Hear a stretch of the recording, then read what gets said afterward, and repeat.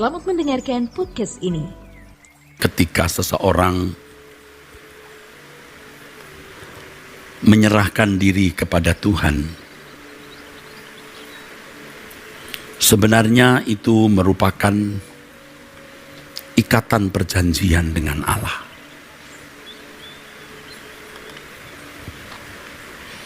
Jadi ketika seseorang menyerahkan hidup kepada Tuhan, itu sebuah covenant, sebuah ikatan perjanjian dengan Allah.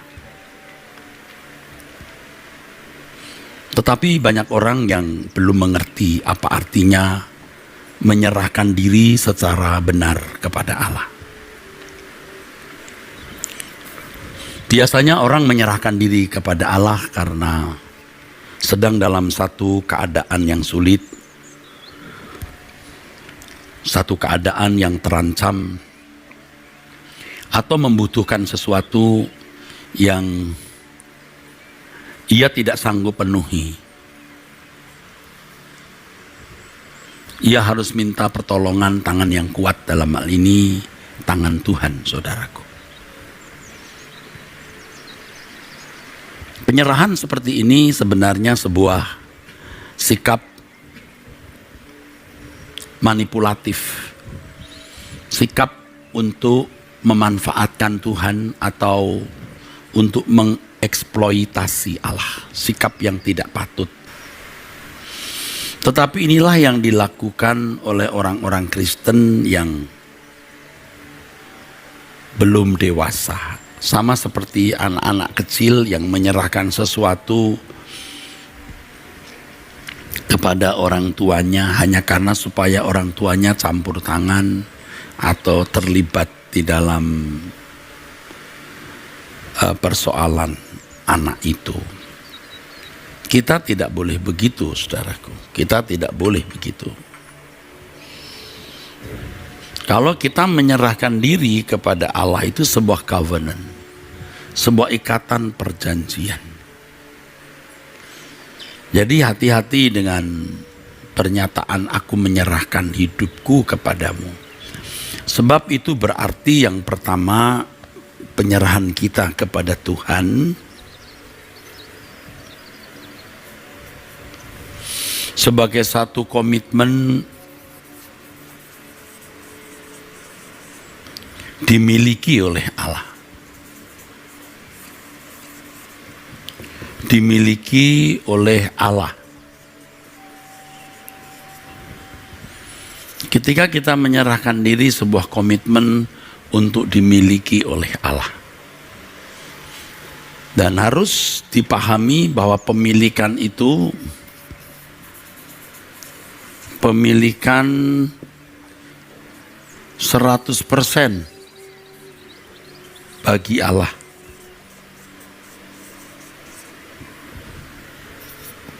Jadi kita tidak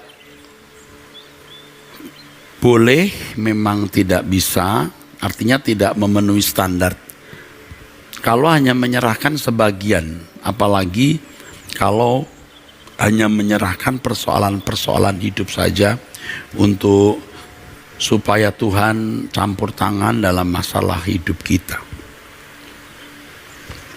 Tetapi pemilikan hidup kita, pemilikan hidup kita atas Allah, hidup kita dimiliki oleh Tuhan, maksudnya dengan 100% menjadi milik Allah. Lalu komitmen kita dalam penyerahan itu dengan durasi tidak terbatas.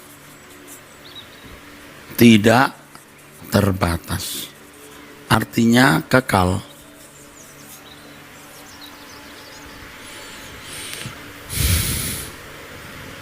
Durasi tidak terbatas, kekal. Dan karena itu diambil alih oleh Allah, maka tidak ditarik kembali. Tidak boleh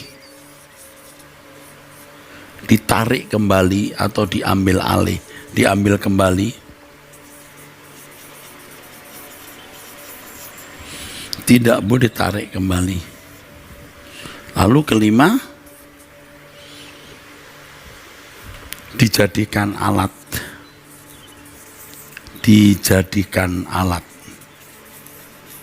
baginya.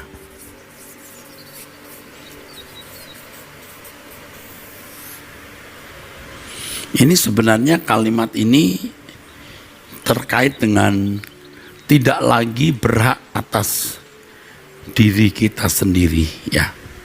Kita tidak berhak lagi memiliki diri kita sendiri.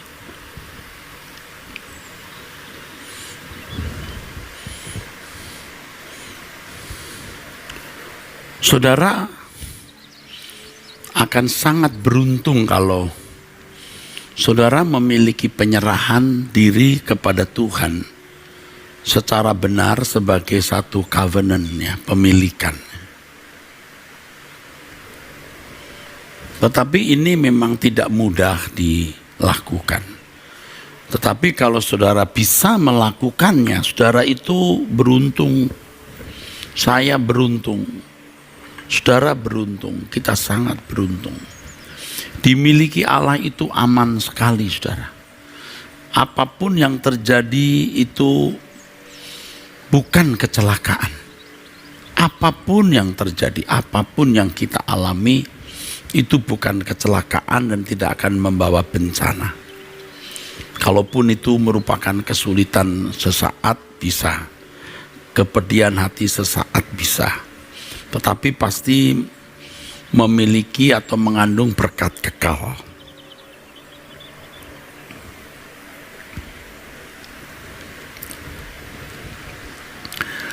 Nah, bagaimana kita bisa memiliki penyerahan dengan benar sebagai covenant, sebagai perjanjian dengan Allah, ya.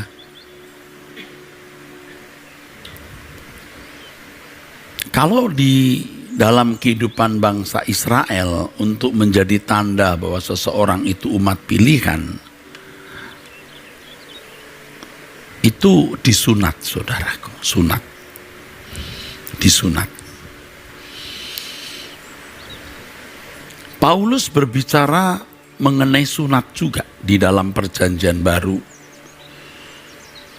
yaitu sunat sebagai tanda milik Allah. Dan kalau dalam perjanjian baru, sunat kita itu adalah sunat batin. Sunat di dalam batin kita. Sunat orang percaya adalah sunat batiniah. Efesus 2 ayat 11, Galatia 6 ayat 12 sampai 16, Filipi 3 ayat 3.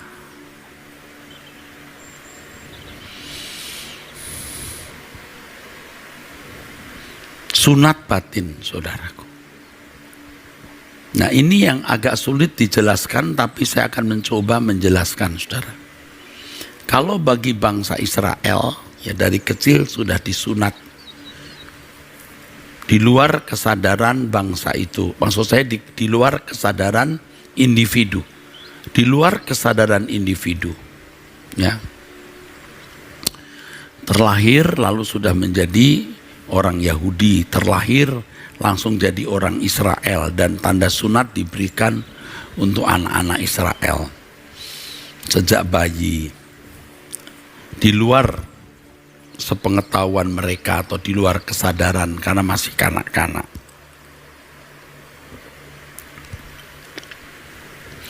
Tetapi berbeda dengan orang percaya, sunat batinnya itu disadari dan dilakukan oleh orang percaya itu sendiri. Ya, saudara. Ia harus berani melakukan sunat. Sunat itu apa? Kalau sunat fisik atau sunat daging itu bagian tubuh manusia yang menikmati puncak. Kan tubuh manusia itu menikmati puncak kenikmatan itu di lidahnya, ya. Dan tempat di mana sunat itu dilakukan bagi laki-laki maksudnya.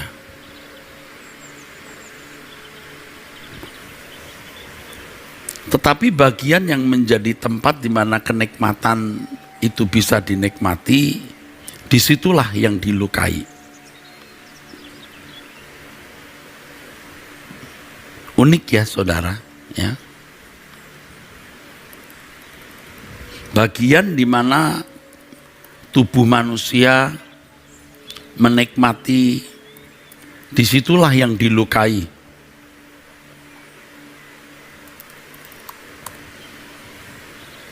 Dan ini satu hal yang menarik, kenapa? Karena menjadi lambang atau menjadi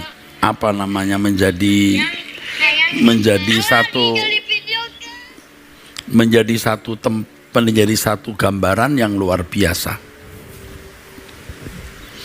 Sunat itu bisa begini, saudara.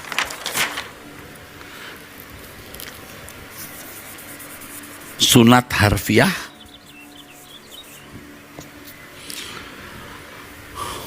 ini sunat fisik, ini sunat batin. Kalau sunat fisik itu ada bagian dari fisik yang dilukai. Puncak kenikmatan, di puncak kenikmatan itu dilukai. Sunat batin, apa yang disukai oleh jiwa kita, disukai oleh hidup kita, itu yang dilukai, saudaraku.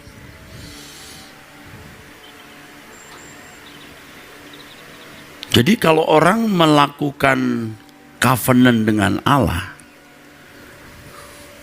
dia harus melukai diri.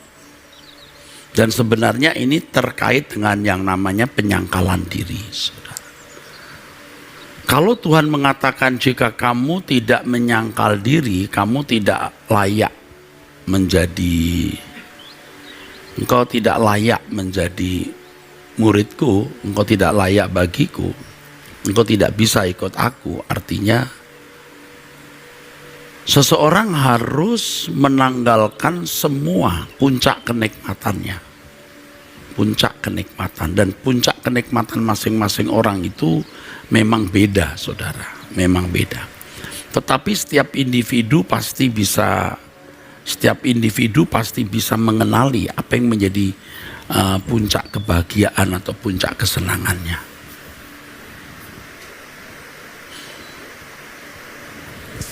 Nah, betapa sesatnya kalau diajarkan bahwa ikut Yesus itu orang bisa menikmati apa yang menjadi kesenangannya, doa-doanya dijawab, puncak kesenangannya bisa dicapai.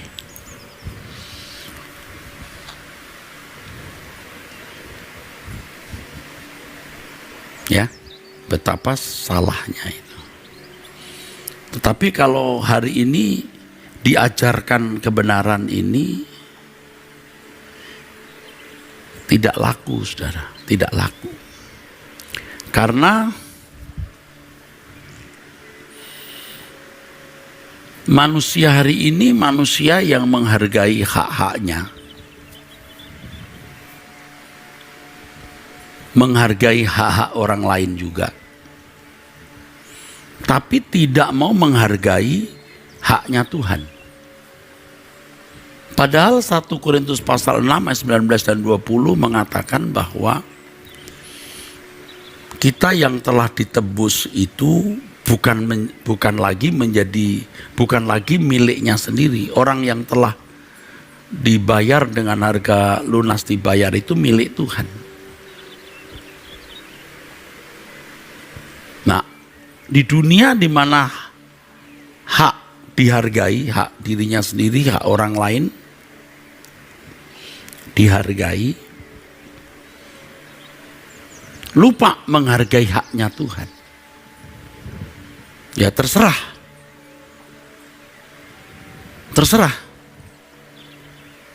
Di dalam Lukas pasal 16 ayat 12, saudaraku, dikatakan bahwa harta kita sendiri itu nanti di dalam kerajaan surga. Di dalam harta itu termuat pengertian hak. Harta itu termuat pengertian hak milik. Hak milik. Jadi orang memiliki harta itu punya hak. Hak atas harta itu, hak menikmati, hak memperlakukan apa saja yang dia miliki untuk kesenangan. Dan Tuhan mengatakan hartamu sendiri di surga. Sedangkan harta yang kita miliki sekarang ini harta orang lain. Kalau kamu tidak setia dalam harta orang lain, ya kamu tidak akan menerima hartamu sendiri. Nah, kalau orang percaya itu, apa yang dia miliki itu milik Tuhan.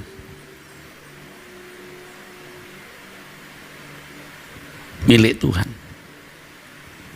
Saya mengajarkan saudara kebenaran ini karena saya mengerti benar.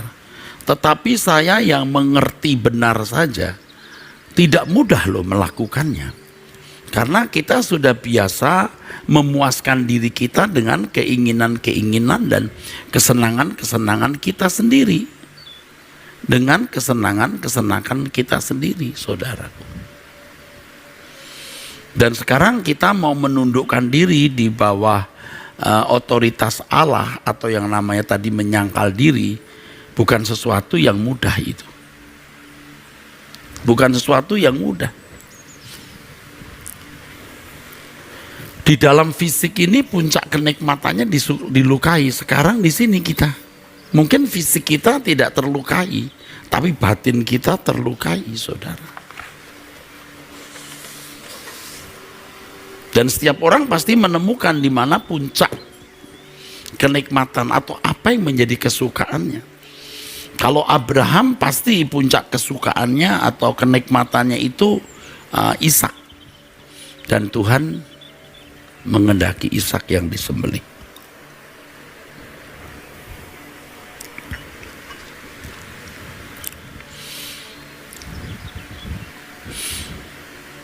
Saya mengajak saudara untuk memilih membuat covenant ini. Orang yang menyerahkan diri kepada Tuhan itu seperti orang yang menjadi korban bakaran, saudara.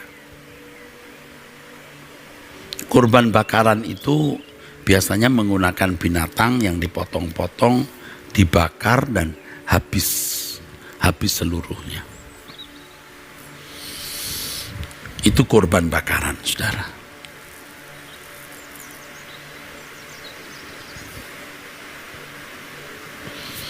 Lalu apa artinya untuk kita?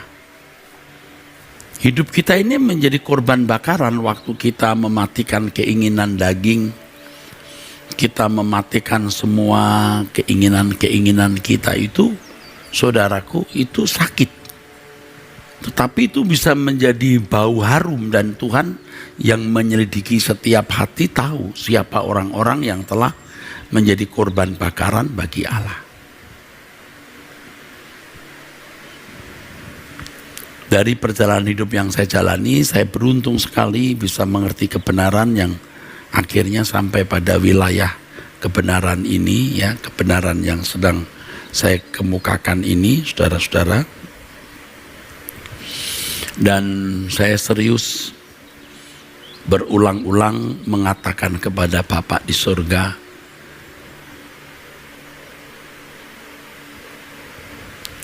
aku hanya punya satu kesenangan, yaitu menyenangkan Engkau. Dalam hidupku aku hanya punya satu sisa, satu-satunya sisa. Setelah aku menjalani hidup panjang ini, akhirnya tinggal satu yang kusisakan, yaitu Engkau. Engkau hartaku, Engkau kebahagiaanku.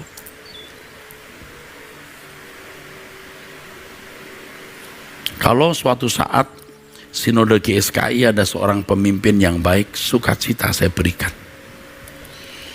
Karena itu sudah bukan lagi menjadi kebahagiaan saya, tetapi itu tugas. Tentu saya tidak akan rela ketua sinode yang akan memimpin sinode Tuhan yang dimana saya menjadi foundernya ini hancur. Kalau ada seorang bisa menjadi pemimpin di Sekolah Tinggi Teologi Ekumene di mana saya menjadi ketua hari ini, ada orang yang siap, ya saya akan serahkan. Tapi kalau sekarang belum ada, saya tidak mau STT ini hancur.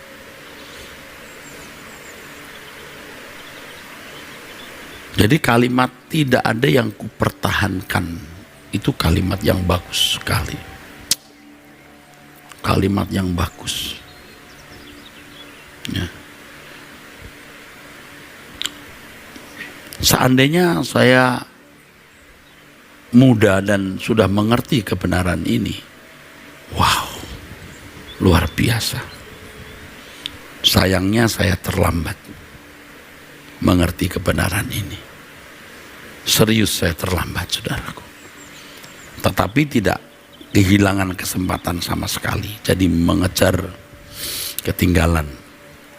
Nah, banyak orang-orang tua yang sudah terlambat tapi tidak tahu dia terlambat. Bahkan ada orang-orang yang usianya masih 45, 50 tahun, 52, tapi dia tidak menyadari keterlambatan itu, malah masih sombong. Aku. Orang yang menjadikan hidupnya korban itu, saudaraku, supaya berbau harum di hadapan Tuhan itu, orang yang benar-benar hidupnya berpusat pada Allah. Yang namanya teosentris, berpusat pada Allah.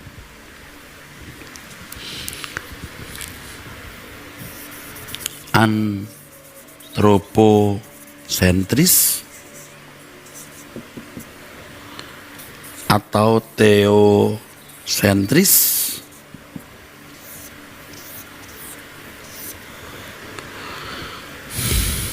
kalau bangsa Israel itu masih antropocentris, tapi tidak bisa dianggap salah karena mereka masih agama Yahudi, masih Taurat, maka covenantnya masih harfiah, ya. Fisik dagingnya, fisik. Kalau teosentris ini, saudara, wah, luar biasa. Ini batin, saudara. Batinnya hanya diarahkan ke Tuhan saja. Memang bangsa Israel luar biasa, ya, punya Allah yang benar, memiliki Taurat, ya. Tapi mereka masih antropocentris sebenarnya. Kalau bisa dikatakan teosentris juga, tapi tidak seperti standar orang Kristen, yang standar orang percaya yang teosentrisnya itu 100%. 100% ini. Saya bicara ini bukan sebagai orang yang sudah sempurna, saudara. Saya mulai mengerti bahwa yang saya takuti ketika saya meninggal dunia itu masih ada sisa. Ada sisa. Masih ada sisa. Beberapa kali kejadian di border, ya, di imigrasi. Jadi ketika orang masuk ditanya, Anda bawa apa? Enggak. Buah apa? Enggak. Yakin? Enggak. Betul? Enggak. Dibongkar. Ternyata ada pisang. Wah, ini bisa, kalau ketemu petugas imigrasi yang lagi kurang sehat nalarnya, bisa disuruh balik lagi. Anda tahu pisang dari mana? Dari pesawat. Dan kejadian ini tuh bukan satu kali loh. Beberapa kali kejadian itu. Jadi makanan yang dari pesawat dibawa di dalam tas. Biasalah ibu-ibu kan suka begitu, rajin begitu. Bahkan kadang-kadang sendok atau apa itu bisa dibawa juga. Bagus nih sendoknya. Ya, memang ada perlengkapan di pesawat yang bisa dibawa, bisa ada, apalagi yang keluar negeri itu ada satu dompet Dompet bagus dengan isi yang bagus, ada sikat gigi, ada macam-macam, ada kaos kaki, ada macam-macam di situ. Bisa dibawa pulang. Tapi ada makanan juga, dan kadang-kadang ibu-ibu itu rajin ya. Dia ambil, dia masukkan nanti untuk anaknya lah apalah. Nah, waktu di bandara diperiksa, kedapatan ada yang. Kalau Anda berkata, iya saya bawa makanan, coba diperiksa dulu. Gitu. Nah itu malah tidak apa-apa, yang ini nggak boleh dibuang. Tapi Anda masuk lampu hijau yang Anda merasa tidak perlu diperiksa, ternyata Anda bawa sesuatu yang itu dilarang masuk. Wah, kalau ketemu petugas imigrasi yang lagi sewot, bisa Anda nggak boleh masuk negeri itu, sudah jauh-jauh sekian jam, ya, 7-8 jam kalau ke Australia, Amerika bisa 12-18 jam, 18 jam, wah berat, mengerikan itu, 12 jam. Jangan sampai waktu kita meninggal masih ada sisa. Saya waktu memikirkan hal ini, saya takut saudara. Saya takut. Kalau saya masih memiliki, ya ada yang saya saya sisakan. Mengikut Tuhan Yesus menjadi orang percaya itu barter. Yang dahulu merupakan keuntungan bagiku, sekarang kuanggap rugi karena Kristus, malahan segala sesuatu kuanggap rugi karena pengenalanku akan Kristus Yesus lebih mulia dari segalanya. Oleh karena Dia aku telah melepaskan segala sesuatu. Melepaskan segala sesuatu dan menganggapnya sampah. Ini Kristen yang benar, saudaraku. Ya, saya sudah ada di tahun-tahun terakhir sebelum saya dipanggil pulang Tuhan. Saya baru sadar, saudara, dan saya berjuang untuk bisa memenuhi firman ini dan mengajak orang. Hanya saya agak pesimis apakah ada orang mau ikut. Kalau tidak mau ikut, ya risiko ditanggung oleh kamu. Jangan sampai ada yang kita sisakan. Dan saya serius.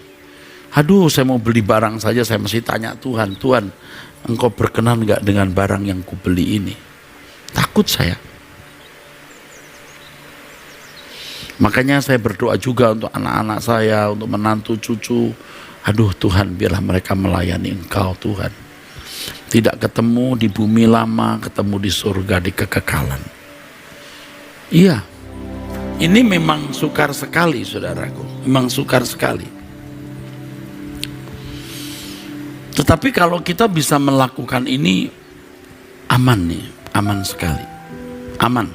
Anda aman, orang-orang yang Anda kasih juga aman, saudara. Bagaimana komitmen ini bisa kita, maksud saya penyerahan diri ini dengan isi yang benar ini bisa kita alami? Ya kalau saudara berani barter, melakukan sunat batin, sehingga Anda menjadi orang yang betul-betul teosentris. Teosentris artinya berpusat pada Allah. Ya, Anda bisa dimiliki oleh Allah, pemilikannya 100%, durasinya tidak terbatas, kekal, tidak ditarik kembali, sama dengan tidak menoleh ke belakang melihat dunia, dan menjadi alat di dalam tangan Tuhan. Tapi siapa orang yang mau sunat batin, yang rela puncak kesenangannya diserahkan kepada Allah? Orang yang memiliki kepercayaan yang utuh, kepercayaan yang penuh kepada Allah. Kita bisa katakan, Tuhan, aku tidak melihat Engkau, tapi aku mempercayai Engkau. Nah, saya kadang-kadang bisa mengerti mengapa orang bisa pindah agama. Dia tidak pernah mengalami Tuhan yang benar ini. dan tidak berani mempercayai. Jangankan orang yang pindah agama, yang belum pindah agama saja belum mempercayai Allah secara utuh, secara penuh. Harus memiliki kepercayaan yang utuh kepada Allah, bahwa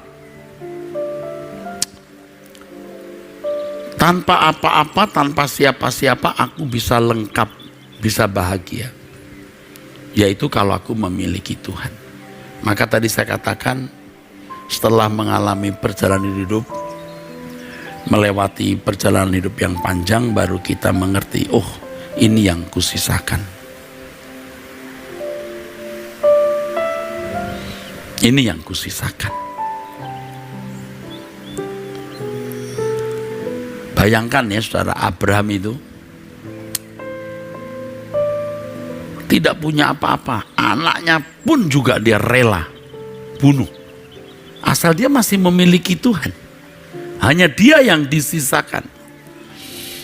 Dan kalau mau menjadi mempelai Tuhan yang tak bercacat, tak bercela, atau menjadi perawan suci, sampai titik tertentu Tuhan berkata, jangan ada yang disisakan. Kalau kau menyerahkan hidupmu kepadaku, komitmen ya, ku miliki 100%, abadi, kamu gak boleh tarik kembali, dan kau menjadi alatku. Seperti yang saya sampaikan sebelumnya, saudaraku, kalau orang Kristen yang benar seperti ini, dia sudah berhenti meminta. Dan saya sedang belajar hal yang asik ini. Aku tidak meminta.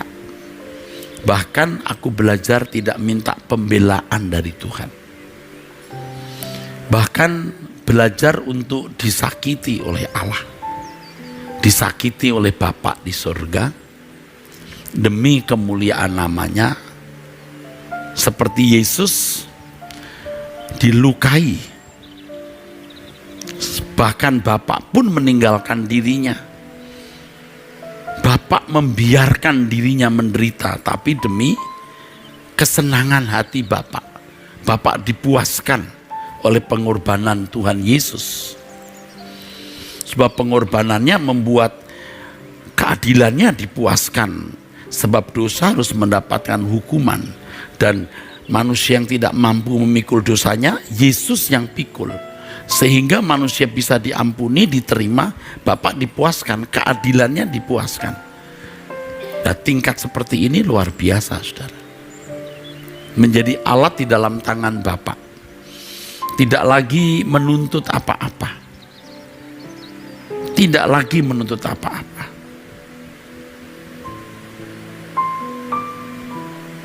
Sampai ketika orang yang kita kasihi sakit atau dalam keadaan bahaya, kita hanya diam dan memandang Tuhan.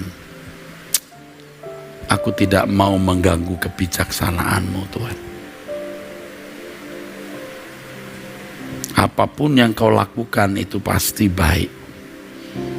Dan aku menghormati kebijaksanaan-Mu. Dan itu asik, saudaraku, belajar memiliki penyerahan diri seperti ini asik. Memang saya belum sempurna, tapi saya katakan saya sedang belajar untuk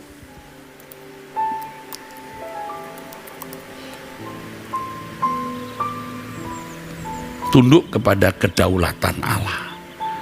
Pokoknya saya kianati diri saya sendiri, saya kianati diri saya sendiri.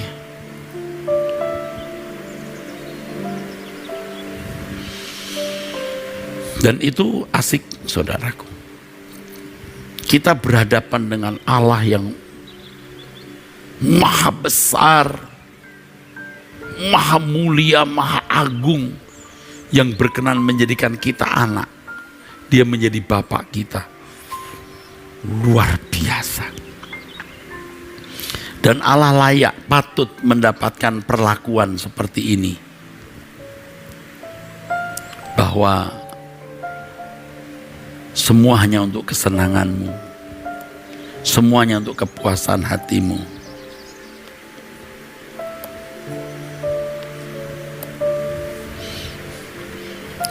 Jangan sampai saudara meninggal, saudara belum memiliki covenant ini, perjanjian ini.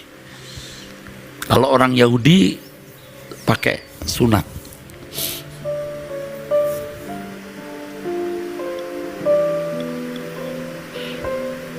ya, pakai sunat fisik.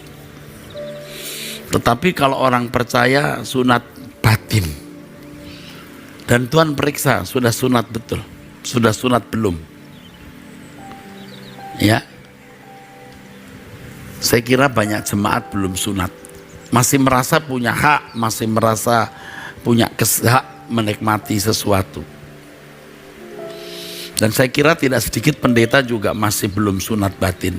Mungkin dia pernah khotbah sunat batin tapi tidak mengerti. Sekarang saya belajar, sedang belajar. Saya harap saya bisa finishing well. Jangan sampai saudara meninggal, saudara belum mengalami sunat batin ini. Ya, belum mengalami sunat batin. Mengerikan, pasti masih banyak yang saudara genggam. Makanya kalau orang sudah terlanjur punya banyak, kaya, terhormat, susah sekali. Kita nggak tahu mau bicara apa lagi untuk orang-orang ini. Kita dikira mengingini hartanya, kita dikira mau memperdaya dia. Aduh, kadang-kadang kalau dulu kita malas, sudah kita nggak mau urusan dengan orang-orang ini, tapi kita jadi sombong karena mereka juga mereka tanggung jawab kita, ya. Jadi kita harus juga merendahkan hati kita untuk tetap menggenggam mereka, walaupun mereka pikir kita sedang mengingini uang mereka. Ya udah dah, nggak apa-apa. Padahal kita tidak mengingini, karena kita mengingini jiwanya selamat, saudara.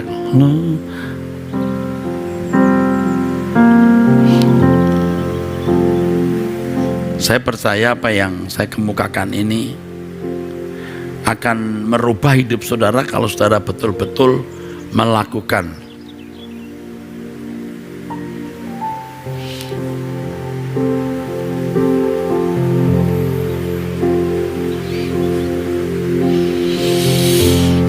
Saya percaya apa yang saya sampaikan ini merubah hidup saudara, sebab ini juga merubah hidup saya, saudara. Merubah total merubah hidup saya. Coba saudara renungkan ini. Apa yang saya sampaikan ini benar, sangat benar. Jangan sampai saudara meninggal, saudara belum memiliki covenant dengan Tuhan.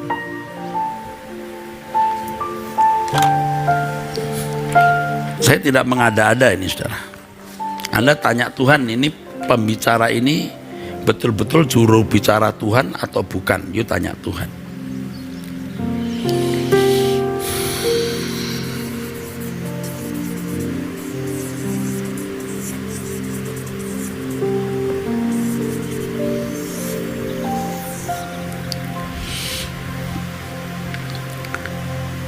Kata firman Tuhan, kita tak dapat mengabdi kepada dua tuan, dunia.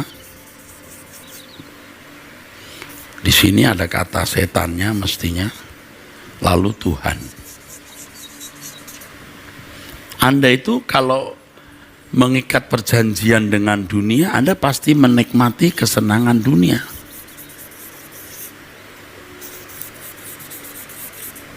Ini sukacita oleh Roh Kudus.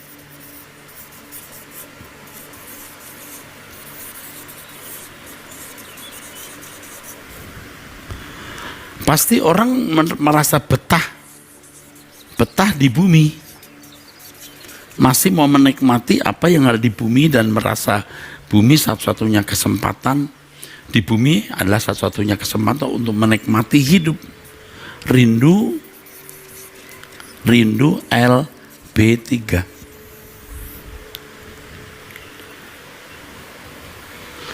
Ini saya baru satu aspek yang lain belum nih, saudara. Kalau orang yang mengikat perjanjian dengan Tuhan itu ya pasti mengabdi, melayani Tuhan. Ini mencari kesenangan sendiri.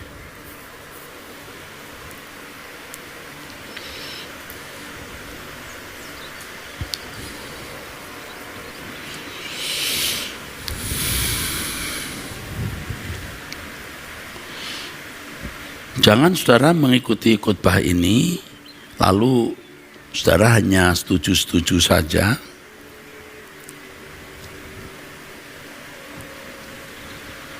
Tapi saudara tidak mengalami perubahan. Ya. Mengerikan sekali saudara. Anda meninggal, Anda tidak punya ikatan perjanjian dengan Allah, itu mengerikan. Orang yang mengikat perjanjian dengan Allah itu nggak takut mati sama sekali. Sudah sunat batin, sudah tidak lagi memiliki ikatan di dunia. Tapi kalau orang yang belum memiliki ikatan perjanjian dengan Allah, takut mati. Mikirin hartanya, mikirin anaknya. Kalaupun nggak mikirin anaknya atau tidak mikirin hartanya, dia tidak tahu mau kemana. Nggak tahu. Saya terkesan dengan satu anak gadis yang menulis pertanyaan di Anda Bertanya Alkitab Menjawab, usia 18 tahun. Saya ingat saya itu wanita yang berkata, saya takut Pak, saya takut masuk neraka, saya takut tidak dikenal Tuhan, saya takut pulang kemana, saya takut pulang kemana. Saya senang dengan lagu judulnya Pulang. Di edisi 200 berapa begitu. Lalu saya ambil gitar, saya nyanyi. Yang aku tahu, yang perkarakan dirimu kemana engkau pulang. Saudara belum membuat ikatan perjanjian kan? Pasti belum. Lalu Anda merasa sudah Kristen itu punya ikatan perjanjian dengan Allah. Itu murahan. Bahkan Anda ke gereja pun supaya diberkati, hanya supaya dapat kesembuhan, mujizat dan lain-lain. Anda belum pernah buat ikatan perjanjian. Membuat ikatan perjanjian itu menyerahkan hidupnya tanpa batas kepada Allah. Ya, ini tadi. Anda pasti ada di sini nih rata-rata nih. Saya baru mau keluar di sini. Saya kira udah mulai keluar. Dan itu harus nekat. Makanya saya kalau melihat banyak orang Kristen di sekitar saya atau aktivis, saya menderita, saudara. Saya menderita. Saya lihat banyak orang tidak tahu dan tidak mengerti. Atau tidak mau mengerti. Ribut dengan hal-hal yang tidak perlu mesti ribut gitu. Aduh. Anak-anak kecil. Tua tapi pikirannya itu anak-anak. Kalau Anda masih gampang tersinggung, masih merasa Anda punya hak itu seperti diambil orang, lalu Anda marah. Aduh, itu anak kecil. Jangan gitu. Kalau orang Kristen dewasa itu dilukai ya, nggak merasa sakit, ya sudah. Pengadilan Tuhan. Kalau mau ya Anda berpikir begini, kalau aku salah, nggak usah kamu yang membelim saya. Saya dikutuk oleh Tuhan, saya dihukum. Tapi kalau aku benar ya kamu bertanggung jawab pada Tuhan. Nanti di pengadilan akan dibuka semua. Dan ini bisa tidak lama. Bisa tidak lama, saudaraku. Oke? Jadi saudara kalau belum punya covenant ya, belum memiliki perjanjian dengan Tuhan, wah mengerikan. Kalau saudara meninggal itu ngeri. Makanya saya mengajak saudara untuk ayo kita memiliki perjanjian, ikatan perjanjian dengan Tuhan. Ya, ayo komitmen untuk dimiliki oleh Allah. Ya. Pemilikannya 100%. Ingat durasinya tidak terbatas. Anda tidak boleh menarik kembali dan Anda mau dijadikan alat di dalam tangan Tuhan. Nah, orang yang memberikan hidupnya ini seperti barter tadi saya katakan, melepaskan semuanya, menganggapnya sampah supaya memperoleh Kristus. Ya, Anda baru bisa menjadi seorang yang teosentris, ya. Dan Anda memiliki kepercayaan penuh kepada Allah. Dan menarik sekali, menaruh kepercayaan penuh kepada Allah itu menarik sekali. Dan orang-orang seperti ini menjadi manusia masa depan. Orang yang berkomitmen dengan Tuhan, hidup dalam penyerahan itu sebenarnya seperti meninggalkan dunia lalu mengarahkan diri untuk hidup di masa depan. Kalau orang masih hidup dengan orientasi berpikir masa kini, nggak bisa, saudara. Saya itu puluhan tahun jadi pendeta, tapi tahun-tahun belakangan ini baru betul-betul bisa menyeberang, ngerti artinya di mana hartamu, di situ hatimu berada. Ya. Dan ketika saya mulai sadar itu, saya mulai menulis lagu-lagu tentang langit baru, bumi baru. Pada waktu saya tulis lagu-lagu itu, saya belum nyebrang bener-bener, masih dalam proses nyebrang. Tapi makin hari ya, apalagi masa COVID ini, apalagi saya begitu banyak tantangan, saudara, begitu banyak pantangan, saudara. Saya itu orang yang banyak dikhianati orang, banyak ditikam dari belakang. Tapi itu buat saya jadi sehat, saudara. Nggak apa-apa, it's okay. Kalau saya dihormati, terus saya dijunjung tinggi, saya dihargai sana sini, wah saya khawatir saya lupa diri, saudaraku. Lupa diri. Tapi dengan kondisi yang sulit yang saya alami, saya jadi merindukan surga.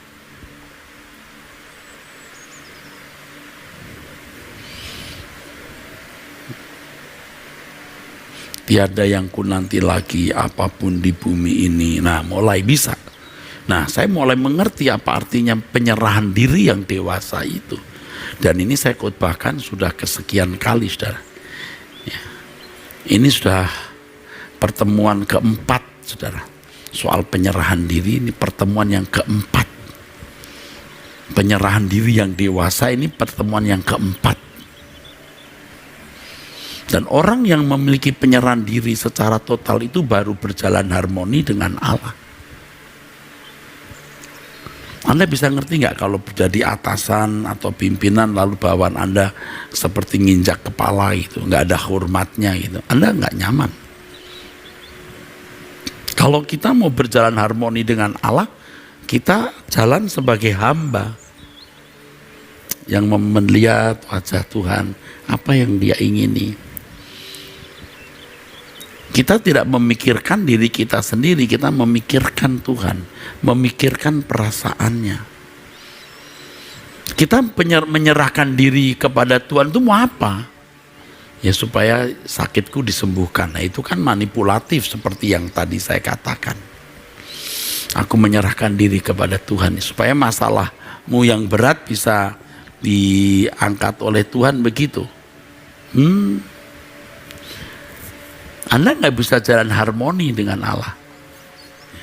Dulu waktu kita muda kita nyanyi, jalan serta Yesus, jalan sertanya setiap hari. Enggak terus menerus. Waktu baru Kristen, waktu baru menjadi Kristen, bisa jalan serta Yesus. Walaupun kita masih suka-suka sendiri, Tuhan masih mau jalan sama kita. Tapi ketika kita sudah harus mulai hanya melihat Tuhan dan mengerti kehendak yang dilakukan, beda lagi. Nyanyi jalan serta Yesus itu jalan mengabdi, jalan melayani. Ya. Begitu, saudara. Dulu waktu muda, sekali lagi kita nyanyi jalan serta Yesus, jalan sertanya setiap hari. Bisa. Kita masih Kristen kanak-kanak dan gereja juga baru mengalami kebangunan rohani tahun-tahun itu 80, 85, 83, 82 ya. Saya bertobat tahun 76. Saya masih muda sekali, saudara. Saya mulai sudah bertobat itu, saudara. Sekitar Sweet 17 saya itu bertobat. Saya bertobat di Jalan Imam Bonjol, Jakarta. Ada gereja di situ. Saya masih ingat jalan itu. Saya masih ingat dua pembicara yang membuat saya bertobat. Dr. F. Uko dan Dr. Octavianus. Sampai sekarang masih ingat. Saya kira beliau-beliau sudah dipanggil Tuhan. Kalau Pak Dr. Octavianus, suatu hari saya bertemu beliau di pesawat. Saya kenal beliau, saya salami, saya katakan Om, saya Erastus. Oh, Erastus, tentu dia pernah mendengar nama saya. Lalu saya bilang, oh mungkin Om tidak tahu bahwa saya bertobat tahun 1976 kira-kira 76-77 begitu. Waktu Om KKR di GPIB Paulus, saya ada di situ Om. Nah, saya pegangin, saya bawain tasnya, beliau jalan, saya pegangin tasnya. Waktu itu lagu seperti ini tadi, jalan serta Yesus, jalan sertanya. Lagu-lagu seperti itulah yang dinyanyikan, saudaraku. Tapi hari ini sudah beda, ya, sudah lain. Jalan serta Yesus bukan jalan sebagai anak-anak yang dikolok, dimanja-manja, tapi berjuang untuk Tuhan.